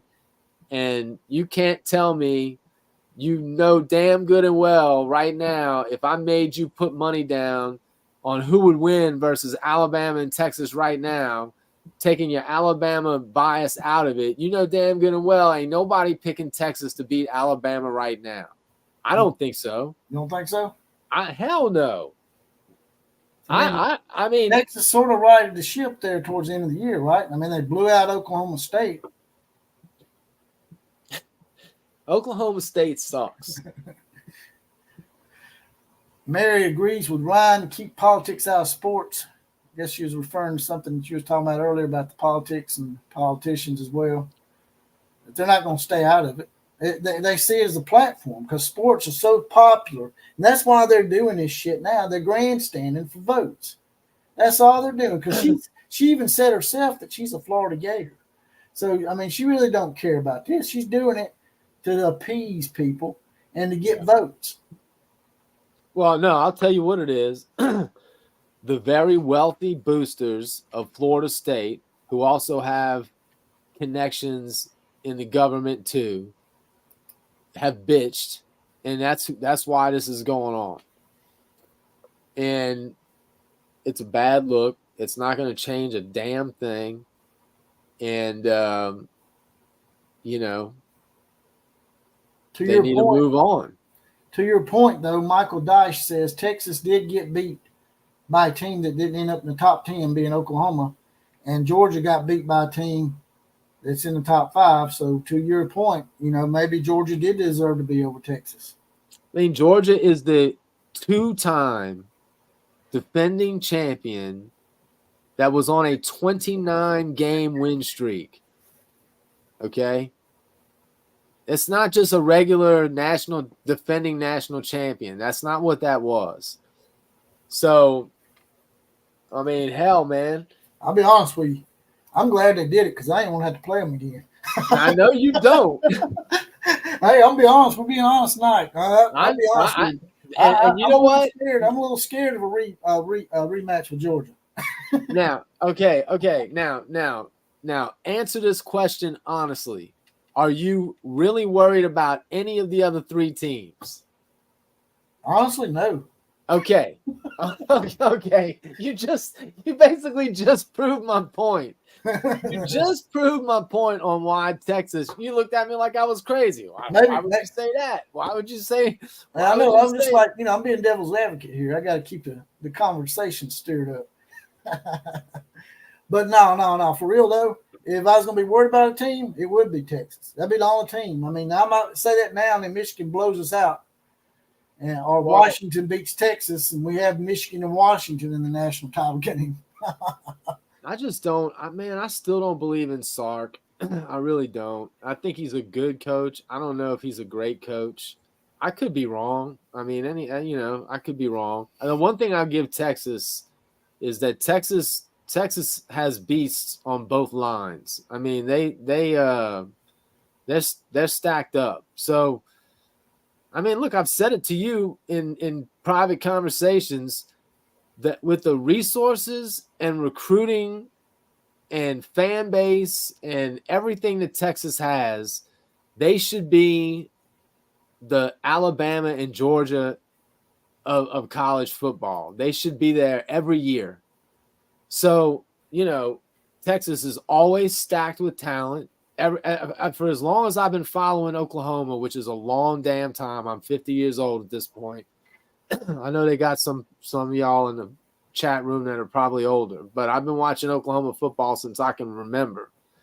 I mean, I remember watching Marcus Dupree running on the football field. So I don't, Texas has never been for that entire time, they've always been stacked with talent, and they have not been a consistent national threat. They have a lot of really mediocre years, which should never happen in the University of Texas, ever. So, Thunder said he just didn't want Georgia to be able to three-peat. And I think the entire nation agrees with that. Because that would be an accomplishment that you could hold over everybody's head at that point. If Georgia was to three-peat, they'd be the first team to have a unanimous three-peat. Some people point back to history in the 40s and the 50s and the 60s and say there was a three-peat, but there really hasn't never been a unanimous three-peat. So, yeah, I didn't want Georgia to have the first unanimous three-peat. I want Alabama to do that. Yeah. Yeah, I'm sure you do. Or Oklahoma. I can live with y'all winning it 3 years in a row, but nobody else.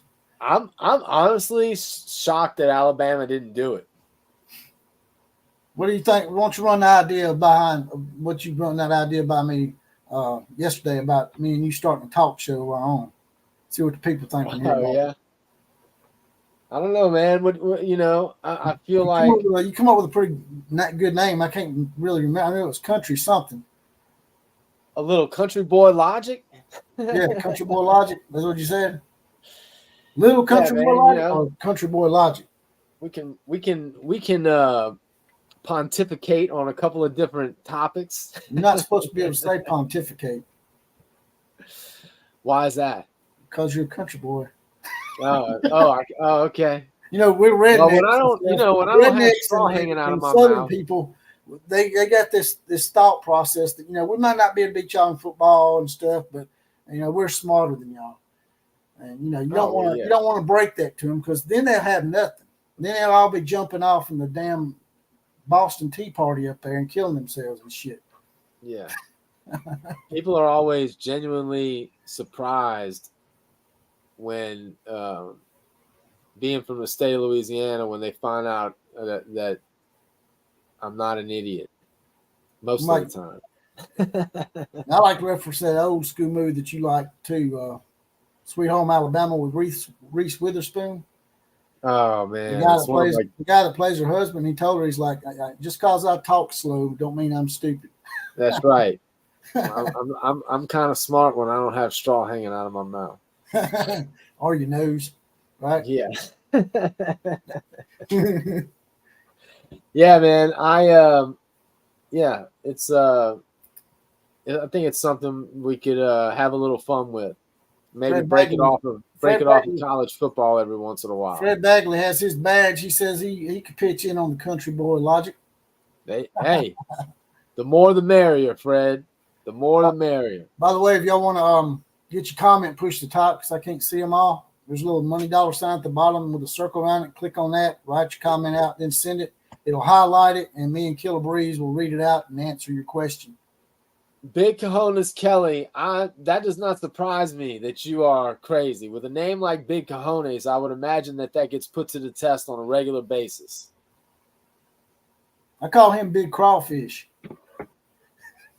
Big Crawfish? Why is that? Because he's talking about, I took a picture one day of some crawfish at a buffet bar when I was eating. Sometimes I'll do that. And he's from Louisiana. And so he gets on there and he said, man, that crawfish, you don't know what crawfish really is. He's like, you need to come down here. These crawfish are like on steroids. Who's from Louisiana?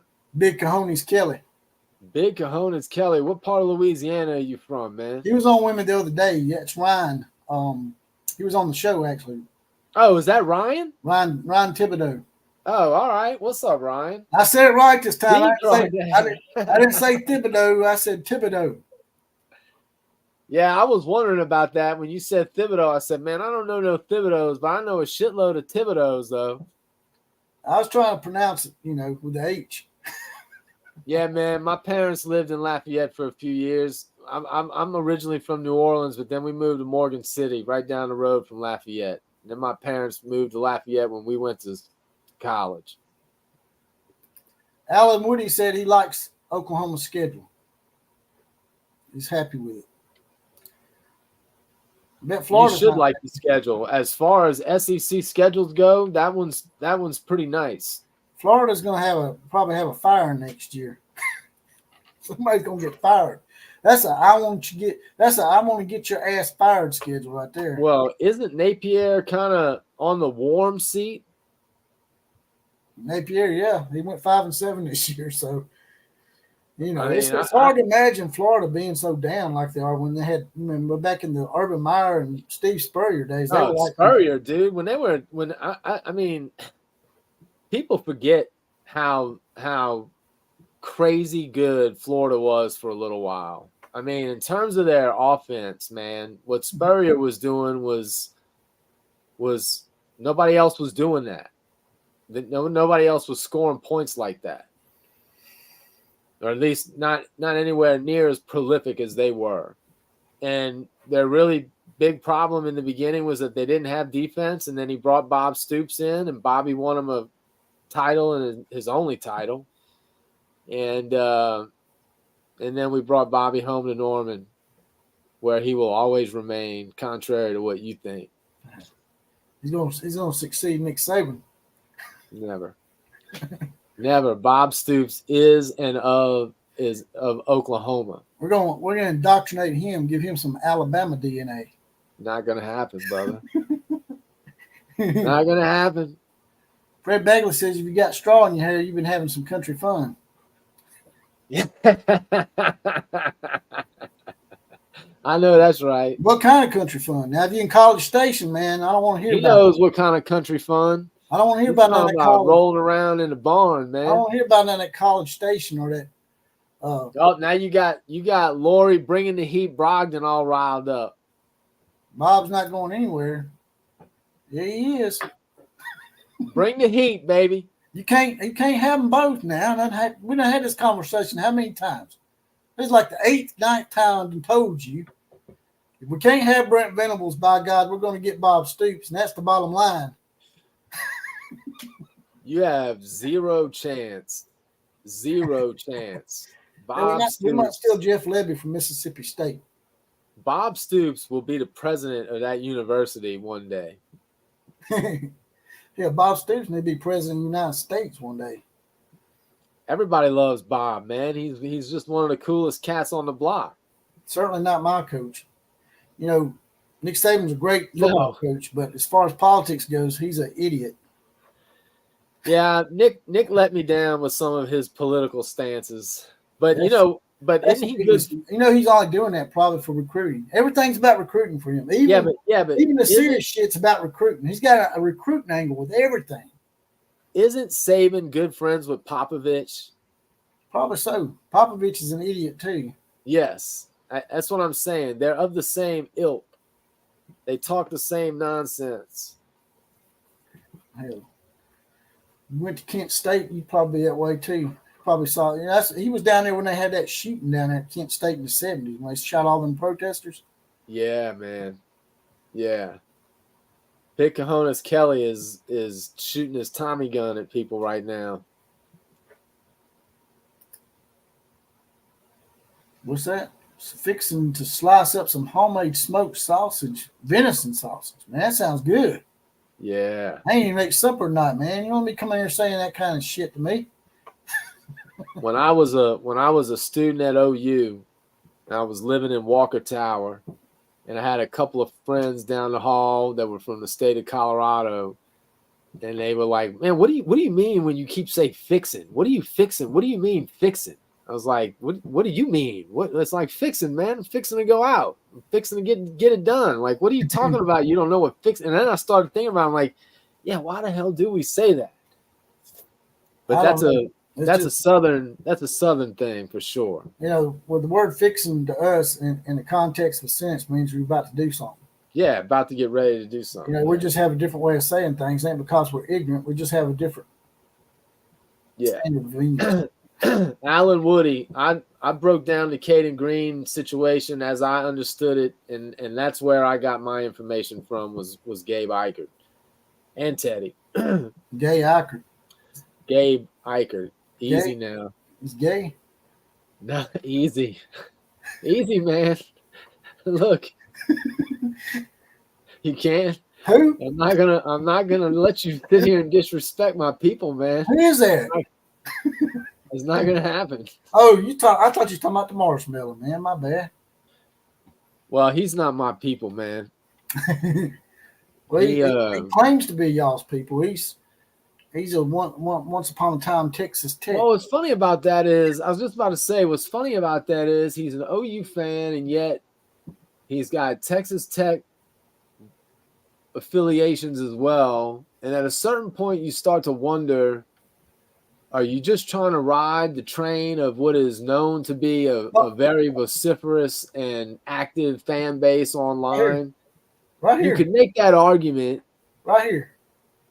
Well, I'm doing that. I'm riding Oklahoma bandwagon too. But the thing is, the difference for me is I don't lie about who my team is. He's basically sold his team out. Yeah. And I mean, dude, at the end of the day, like, you and I don't agree on everything. We've disagreed about things.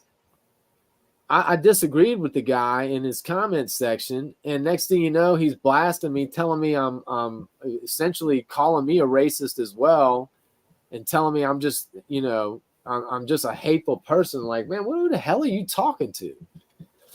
So if he can't win the debate, he plays the race card. Yeah, whatever. That's what he does. And he's not even black. So he's God bless him.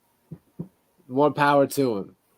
But if you come at me, I'm gonna come right back at you just as hard, if not harder and faster, and that's the goal.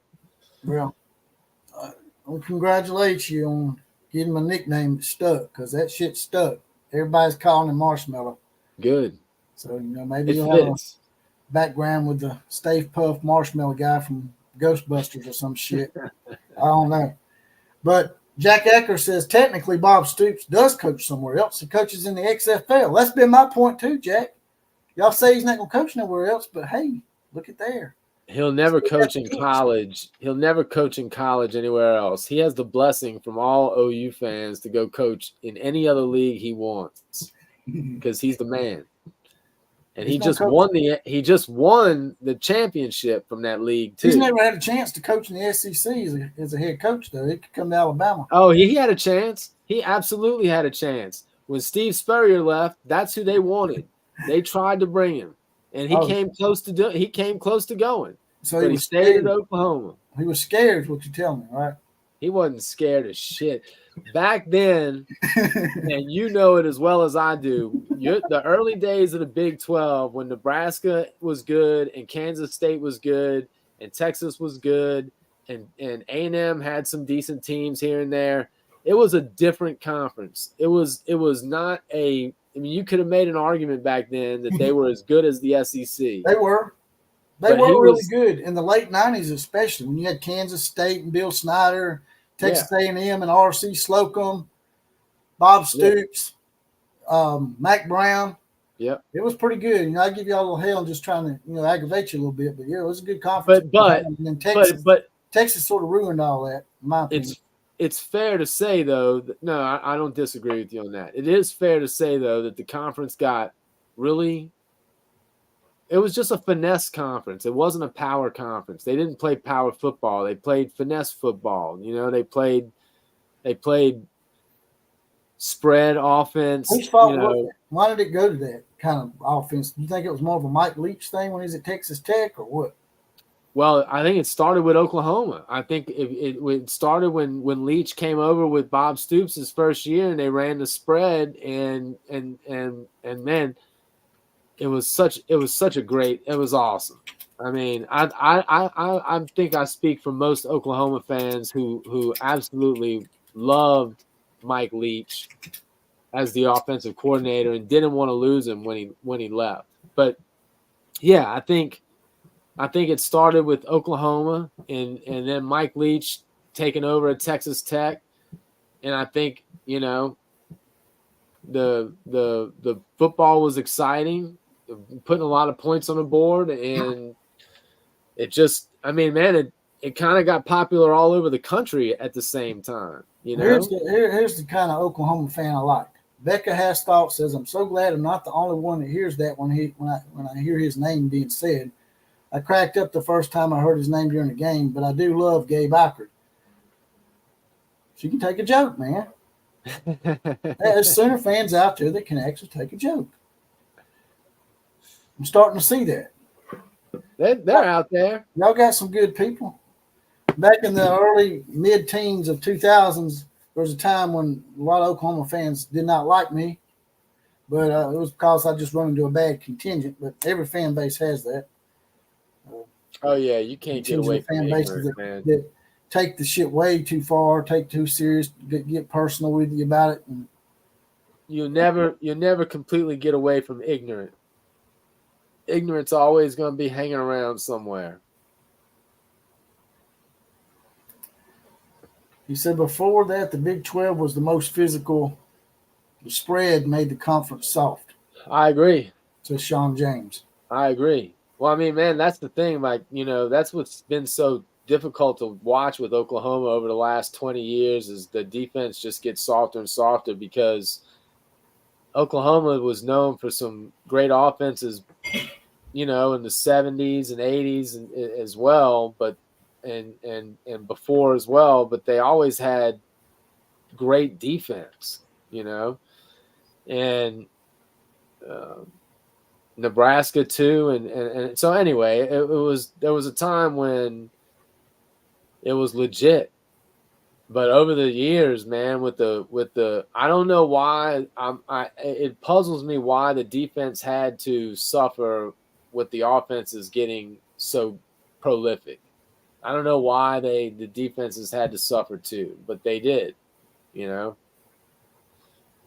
With all Although those, I feel like to some degree you're kind of seeing football maybe move back to more more power style balls as opposed to just high flying offense. I could be wrong about that, but it feels like that's getting more important again. you know, the Alabama schedule here that I pulled up, I'm sure glad they put an off week between Wisconsin and Georgia. Because I was worried about it. I was having to go to Camp Randall and then turn around and play Georgia. We caught a break. Yeah, you'll get Georgia early. I mean, any of these schedules you look at, man, you could see, in my opinion, as Jeff Payton said to me earlier offline, in any of these schedules, man, at some point in every schedule, you can see 3 losses for every team. Oh yeah, well, and I think that's going to be the new like, you know, Oklahoma particularly when Texas was good, Oklahoma always had two games they had to get through, which was Texas and Nebraska. That's what we had to do. And then, you know, so there were years where you didn't beat either one. And so I think going to the SEC, Oklahoma has to realize that, you know, we're going to have some 3 and 4 loss seasons. That's just going to be part of the deal. And, but with the 12-team playoff, man, I think that's just going to give more teams from the SEC a pass into the playoff. I think that's what's going to end up happening. So I feel like, you know, Oklahoma will have its fair share of chances of getting into the playoff. And I truly believe once you get in the playoff, anything can happen. I'm going to do something because, you know, Oregon and Washington and USC and UCLA, they're sort of going through the same thing that Oklahoma and Texas are going through. They brought up I was going to bring up the Oregon schedule for Jack Acker and some of the other guys in there because, you know, we got a lot of Oregon Ducks in here and they support the channel and whatnot. So I'll try to be fair a little bit, you know. Of course. Let me see if I can bring it up for them. Can y'all see that? Can you see that? Hawaii, Idaho, yeah, we can see it. All right, this is Oregon's. You know, they're going into a new conference too next year, so they're in the same boat as you guys. Oregon's got Hawaii, Idaho, and Boise State early. That's not too bad.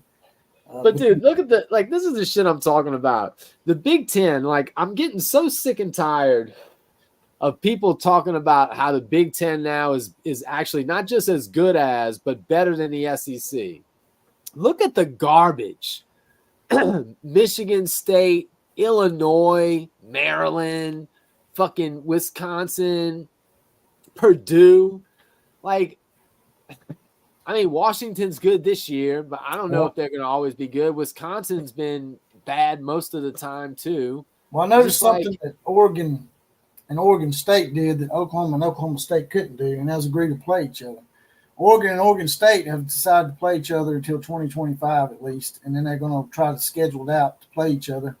They haven't let, you know, the conference stuff get in the way of playing each other. You know, and Oklahoma State can play, if you'll see on that schedule I showed you a while ago, Oklahoma State's playing Arkansas, but they can't find a way to play Oklahoma. Mike Gundy did not want that game to happen. He played that off. I'll give him credit. He played it off like, oh, it wasn't him. It's not him. You know, this is all Oklahoma. But look at the way, just look at the way he's being about the fact that he's already made it publicly known that he will never schedule a game with Oklahoma again now because he's not going to take a chance on having to give that trophy back.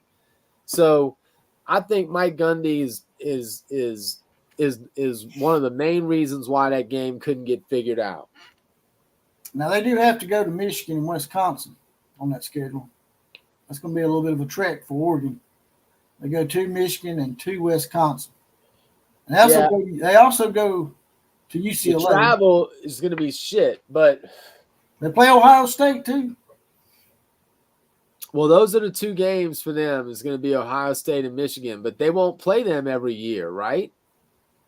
They're not going to play both of those teams in the same year every year. Yeah, I'm not sure who their permanents are going to be. I They might doubt. they might get one of them. They might get one of them as a permanent, but I don't think they'll give them both. Yeah, I doubt it. So, you know, I don't know, man. I just feel like the Big Ten is just super, super top heavy, and the rest of it is just not very good. Well, since they're bringing these 4 teams in, maybe they won't be as top heavy. Yeah, I mean, I feel like Oregon is going to be good like this most years, and in some years even maybe better and win it all. Um, I don't know about Washington, man. I just don't know how. I don't know. I just don't know. I mean, Washington's never been consistent. They don't have the Phil Knight Nike behind them like Oregon does. Yeah, I just don't know. I just don't know how long they're going to stay at that level. Same thing with UCLA. I mean, they weren't even. They kind of ended terrible for them. I don't know. What is UCLA really going to bring? Like, is losing Danton Lynn going to hurt their defense? I mean, was Danton Lynn really the sole reason why that defense got as good as they got this year? Because I mean, statistically, they were pretty good. I think they were the third best against the rush in the country. I seen a comment earlier about can't find it now though, so never mind. Packer says his buddy is an OU fan, and when he tells him Tebow is going back to OU, he says, "Man, fuck Lincoln Riley." Oh, I know. Here That's it is. right. Jack Acker says Mike Gundy's afraid he won't beat OU a second time. He knows it. He's been dominated by Oklahoma. I think he's what 4-16 or 5-16 against them or some shit. Oh, I don't think he's got 5 wins against Oklahoma. I know he's probably got at least 3 or 4, but he's lost like 15 or 16, something like that. It's crazy. We'll have to see what that is. Jeff Payton says that outlaw the Big Ten could be the Big 30 and still be top heavy. I don't know if I agree with that because I think Oregon and Washington and even USC, when they get their shit together and quit messing around with Lincoln Riley, USC, Washington, and Oregon can all compete in the Big Ten, in my opinion. So they won't be as top heavy. As soon as they get rid of Lincoln Riley, they'll be all right. And I ain't saying that trying to troll. I'm saying that shit being for real. What do you think about all the hubbubaloo that they're making about hiring North Dakota State's head coach as their linebackers coach? I think he's going to wish he was in North Dakota in a couple of years because Lincoln Riley's going to be fired.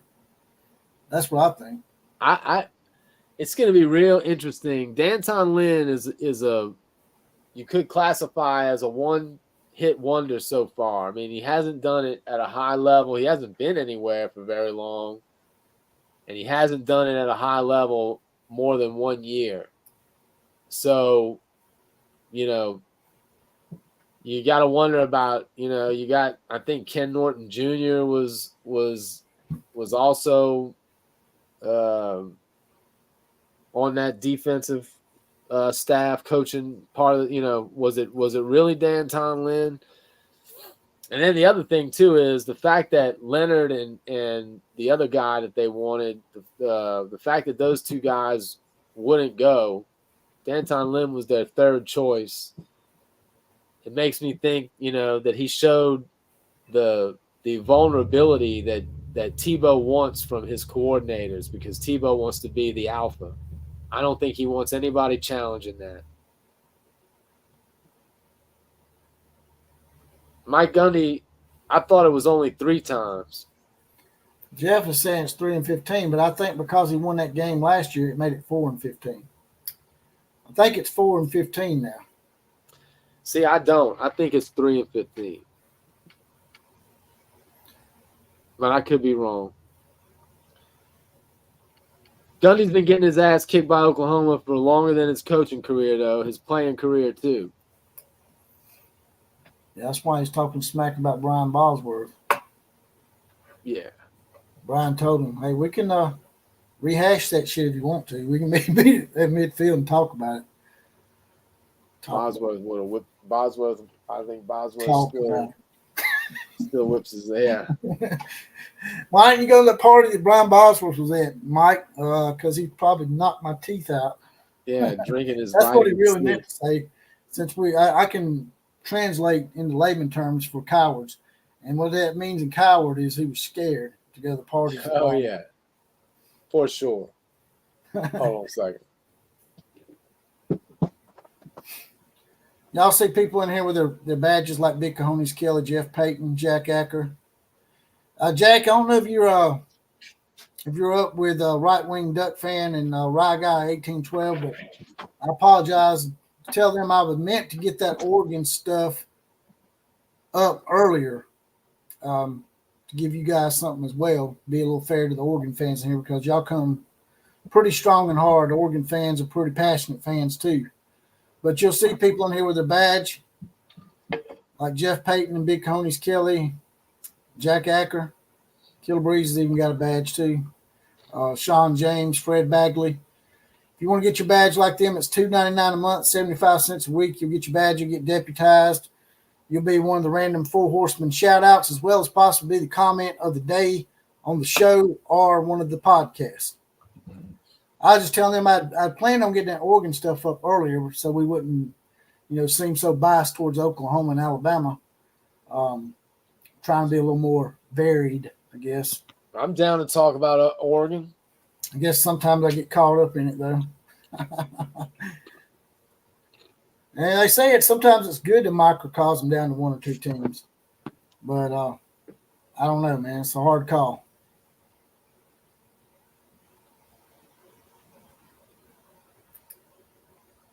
Lori wants to know what you're putting in your mouth. Don't you worry about that. Lori's asking a question, not me. Don't you worry about that.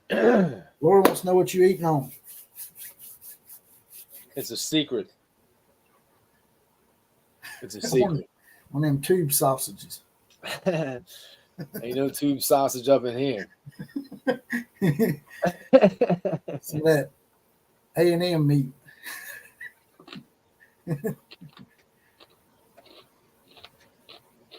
Yeah, all right. Please smash that button like Killer Breeze just said. Jack. He said Jack, you eat with me, Jack? Snatch candies. I ain't know I had that kind of candy. You got snatch flavored candy? Now Thibodeau's stirring the pot. Big shock. Big shock from a coon ass in Lafayette. Well, yeah, where's the donkey at? Donkey? I don't know, man. You know how donkeys are.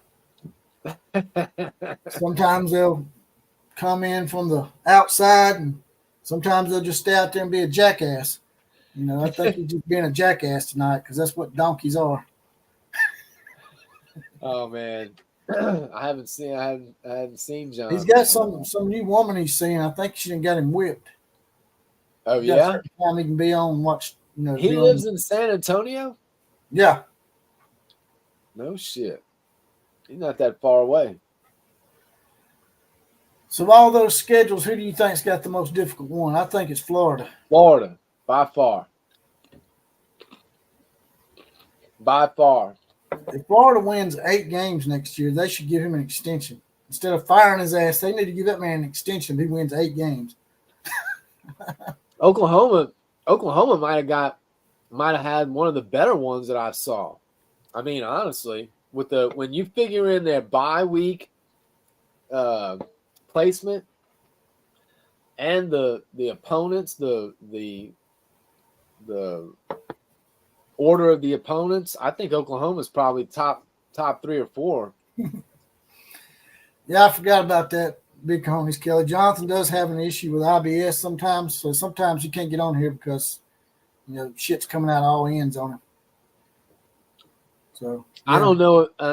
Jack is asking what a coon ass is. And I don't even know if I feel right answering that question with Big Cojones Kelly in the house. So, Ryan, do you want to go ahead and let them know what a coon ass is? And what is a coon ass? Or do I have to do it? Does that mean y'all eat raccoon and shit? What does that mean? Y'all mean that roadkill?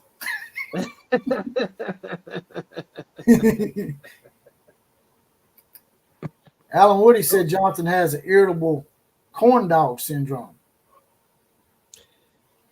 So they're trying to figure out what's wrong with Johnson for us.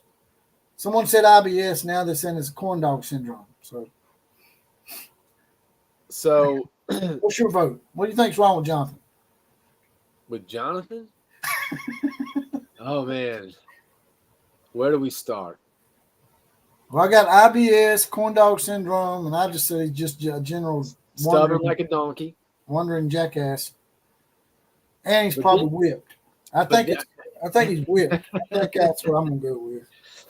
So coon asses, man, coon asses are just they're the Cajuns, man. They're the true heart of Acadiana or Acadiana area people of Louisiana, and coon asses are fucking as loyal as they, man. They're the greatest people you'll ever meet, but man, do not cross a coon ass. It's not going to work out well for you. I come from right down the road. Why they start calling them coon asses? Where'd that come from? You know, I don't know I don't know where the word originally came from. Some people, like the true Cajuns that I know, that term does not bother them unless you're being disrespectful about it. But if you just calling them a coon ass, they'll take pride in that. Yeah, see, Big Cojones Kelly, he knows what I'm talking about. So yeah, man, the coon asses are just the coon asses are the indigenous, the native Louisiana folk. The problem is, Jack, is that I spent the first years of my life in New Orleans, so I actually have a New Orleans accent, which is not a Cajun accent. Everybody thinks everybody from Louisiana is a coon ass, but it's actually a small segment of the state that's coon asses, right? Yeah, no. Yeah, that's right. There's some crawfish molesters down there with Ryan down there molesting crawfish in swamps. And as far as the corn dog thing goes, I told Jesse this. Like I never heard that before, so I don't know what that is. That's been around for a while. I don't know what that is. I never heard that shit. I told you Auburn started that shit. Well, let me tell you something. I've been to Auburn's campus to see LSU play Auburn a couple of times, and I can promise you this: Auburn fans are in no position to be making fun of anyone. There's some inbred, weird ass mother, you know what's. John Thunder's going with the corn dog affliction. Jack, what part of Oklahoma are you in?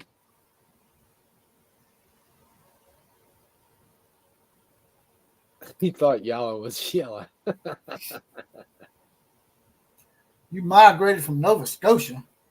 I think Thunder is right. Jonathan Lewis is probably addicted to corn dogs. Jackson, Tulsa. You there for work, Jack? Is that why you're in Oklahoma? How did an Oregon fan end up in Tulsa? It's funny how people get moved around. How does an Oregon fan, how does a member of the Quack Attack end up in Tulsa town? Big Cojones Kelly's from Nova Scotia, so I don't know how I guess he's a Canadian coon ass. No, he's not. No, that's not what I don't think that's what he's saying. He said he migrated from Nova Scotia. So, you know. I don't think that's what he's talking about. Yeah, well. Should be vague. That's what happens to you when you're vague. You leave yourself open for interpretation. That's right. And I'm going to interpret it the worst way I can. Yeah, man. Auburn claims that LSU's campus smells like a fair or festival because we cook. Well, that is so. Smell like corn dogs. That's what they're talking about. Is that what they're talking about? Yeah, they said y'all smell like corn dogs. Well, I will say this, and I'm not even ashamed. There's no shame in my game on this. If you go down to an LSU football game, first of all, my family, half of my family is from Louisiana, half of my family is from Oklahoma. But I grew up, first and foremost, watching football with my dad. My dad was from Oklahoma, so I am a diehard OU fan first and foremost. That said, growing up in Louisiana with diehard LSU fans, which is what I had all around me, I have no problem admitting that there is nothing like a night game at Tiger Stadium. You'll never experience anything like it. And when you walk around the campus, the tailgating, which takes over the entire campus, yeah, you will smell food wafting in the air all over the place. And it's awesome. Alabama. Maybe that's what they're talking about. Maybe they're smelling corn dogs, but I can promise you this: ain't no corn dogs being cooked. Has a hell of a lot of jambalaya and gumbo and sauce pecan and all that shit. That's being cooked in like a mother. But I ain't never seen no corn dogs at an LSU tailgate. Alabama pretty much used to own Baton Rouge. We were undefeated there from like 1969 to the year 2000. We didn't lose down there. LSU had a someone was trying to tell me how intimidating Oklahoma Stadium was going to be next year. And I'm like, man, we've been to LSU and won numerous times. We're not scared to come to Oklahoma. No disrespect intended. I'm just saying. You until you go inside of LSU Stadium, you just don't understand, man. You just don't understand. First of all, it's huge. It's one of the biggest stadiums in the country. They have two. First of all, when I was a kid, they had the original, concrete stadium. And then they added one nosebleed section. And then they slowly added another one. And then they closed that in too. It is massive. And I don't know what it is about the sound in that place, but it gets loud, dude. It gets loud. And I stormed the field when we beat Florida, when Florida was number one in 1996, if I remember correctly. I was living in Baton Rouge. That's the most fun I've ever had at a football game in my life. But I used to run out on the field with the Sooners. Jack Ecker says, "Hey, outlaw and killer, here's how bad Portland has become. When he moved to Tulsa, I was grateful that there were men's and women's restrooms, that drug addicts didn't have unlimited rights." Yeah, that's ridiculous. I heard that part of Oregon, is not too bad. The eastern side of Oregon is actually, normal. And I heard that the eastern side of Oregon become Idaho. Yeah, they're trying to become Idaho. They're trying to annex themselves into Idaho. Yeah. And that's what they need to do. They need to do that with Lee County over there with Auburn too. Put them in West Georgia. Texas, once again, Texas is literally about to vote on whether or not they should secede from the union. Like, it's literally, like, it's legit, like, genuinely coming up for vote. It won't happen, but I think you'd be surprised at how many Texans would be completely fine with Texas seceding from the union, and because Texas is a republic, so it wouldn't be super hard for them to break off and just be their own country. Yeah, Texas has talked about that a couple of times. And Alabama people even got on board with that. We used to have billboards here that said secede, #secede. So, I mean, we could see it again one day. You just never know what's going to happen in this world, man. Yeah, man.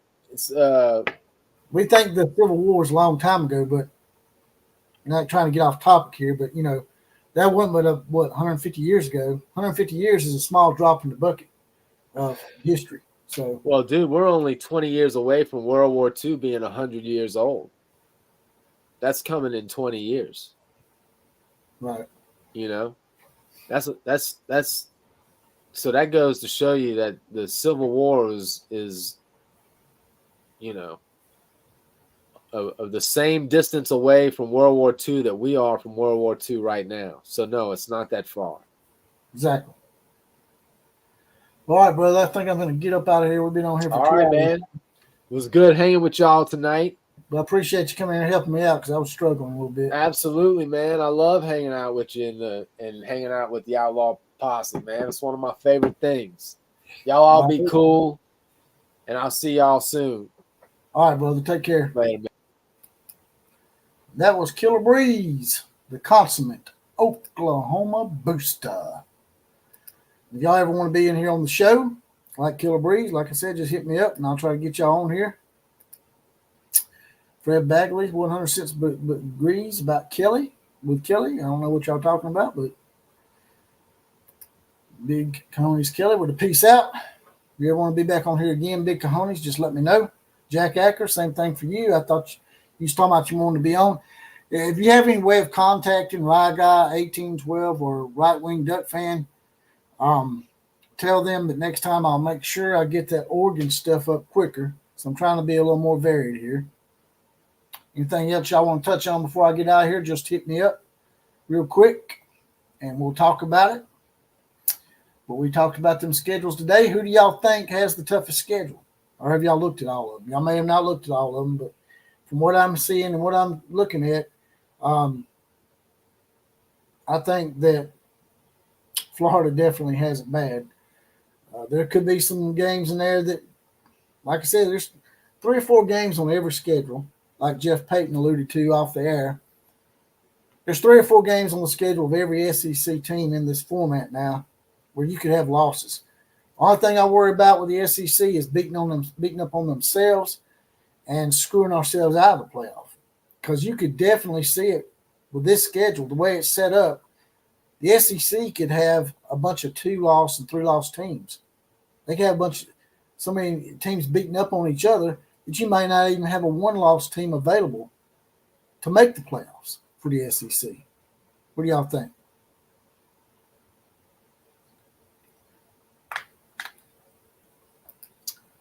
Appreciate you too, Sean James. Like I said earlier, we gave you a 4 Horsemen shout out. So if you want to rewind and go back and hear me shout your name out, just rewind to the beginning of the show. I did at the very beginning of the show. I give the 4 Horsemen shout out. It's also down here at the bottom of the thing. And y'all will also see VIP donors as well as the sponsors of the show. You'll see right up here, McFab LLC. Give me this sign. It's a powder-coated sign, laser powder-coated sign. If y'all want one of those, you'll see his information scrolling across the ticker here in just a second. As well as, bring this up, McFab LLC at the bottom there, cleaning powder-coated signage. There's his information. We also have this, cutting boards by Moe's Woodsmith Shop that's scrolling across the screen right now. Y'all hit them up. They make some good product. If y'all ain't got anything else, I guess I'm going to get up out of here. KMCA Tallville Teams class is now officially dismissed.